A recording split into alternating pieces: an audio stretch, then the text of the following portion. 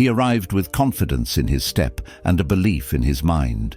After 10 long years of teaching in America, Mr. Anderson thought nothing could surprise him anymore. He had handled loud classrooms, advanced technology, gifted students, and troubled ones. He had seen it all. He believed he already understood what it meant to be a teacher. But that belief would soon break, quietly, painfully, and beautifully, inside a small public school in the Philippines. His first shock came before he even reached the classroom. Children ran across the schoolyard wearing uniforms that had faded from washing. Some wore slippers, some wore shoes repaired too many times. A group of boys played with a plastic bottle as if it were a brand new ball. A girl walked with her backpack that looked almost bigger than her, and yet every one of them was smiling. Wide, warm, real smiles. He paused. In his old school, kids walked with phones, headphones, or tired faces. Here, the air felt different, lighter, brighter, almost alive. Still, he told himself, I'm here to help. I'm here to show them how real teaching works. He stepped into the hallway expecting noise. Instead, he found students sweeping floors, fixing chairs, and helping younger kids find their rooms. A teacher walked by and said, "Good morning, sir," giving him a smile so gentle it almost confused him. When he reached his assigned room, he took a deep breath and opened the door. Every student instantly stood up. "Good morning, sir," they said together, their voices echoing like one united heartbeat.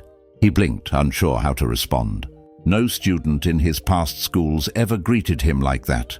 Not with discipline, not with excitement, not with sincerity. It almost felt staged, but the light in their eyes told him it wasn't. One small boy shyly approached him and handed him a card made from old cardboard. On it were the words, "Welcome, Teacher Anderson." Something moved inside his chest. This wasn't the grand welcome of a modern school.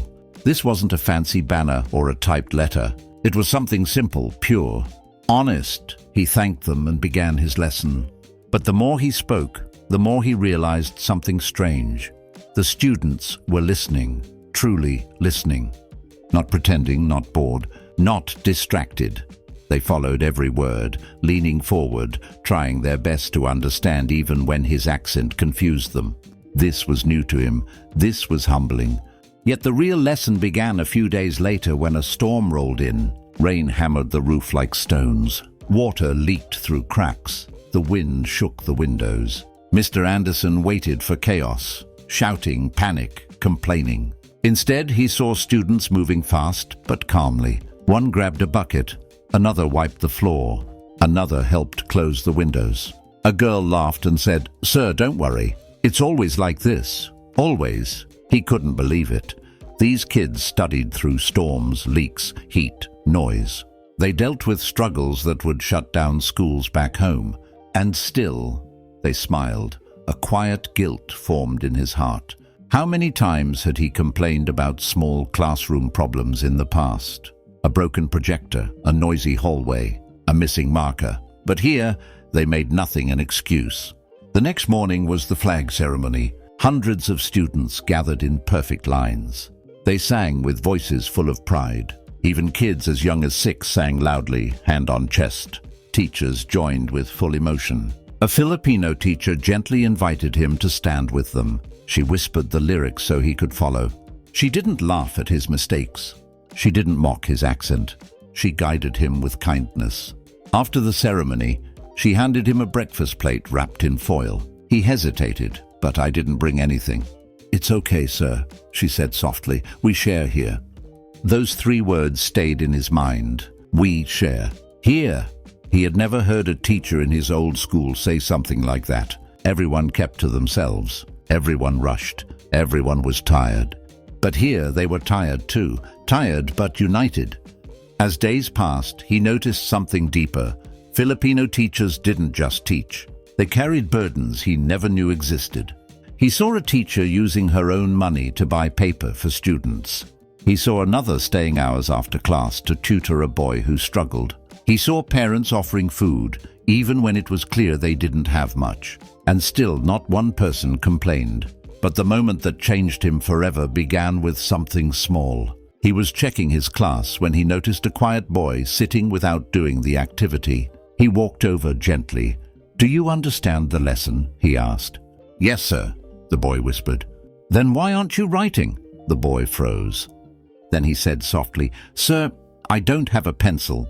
Before Mr. Anderson could react, the boy beside him broke his own pencil in half and handed it to him with a smile. "Here, we can share." Mr. Anderson felt his throat tighten. He stepped outside, pretending to check something, but truthfully, he needed a moment to breathe.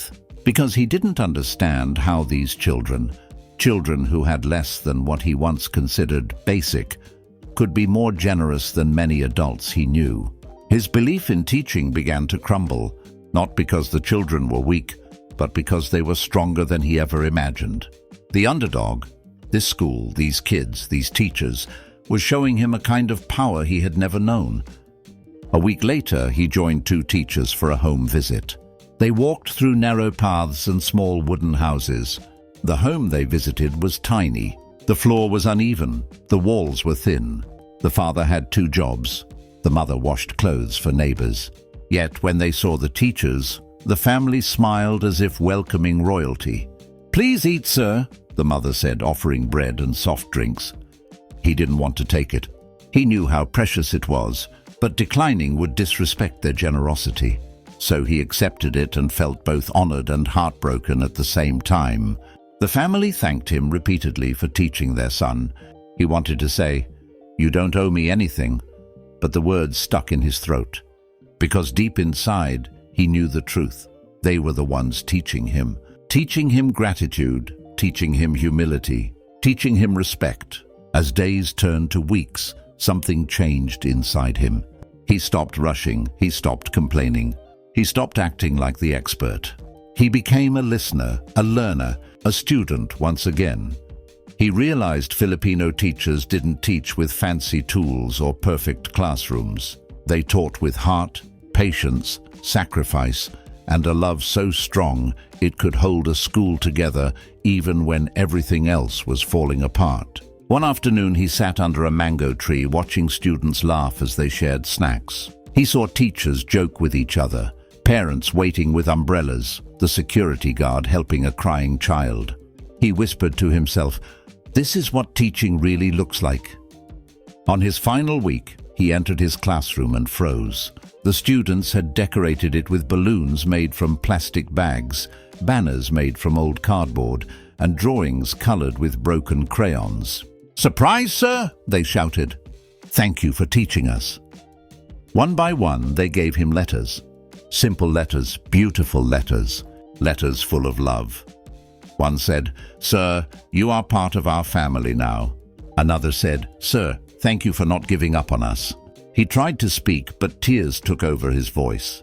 Because at that moment, he understood the truth he could never see before.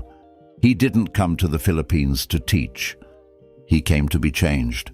When he returned to America, his fellow teachers asked him what he learned.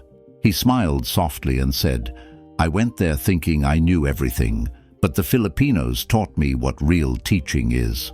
He didn't explain more. He didn't need to. Because how do you explain the kind of kindness that breaks your pride?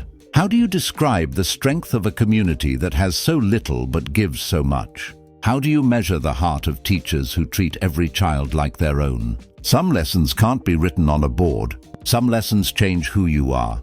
And the greatest lesson he learned in the Philippines was this: Filipinos don't just teach with knowledge.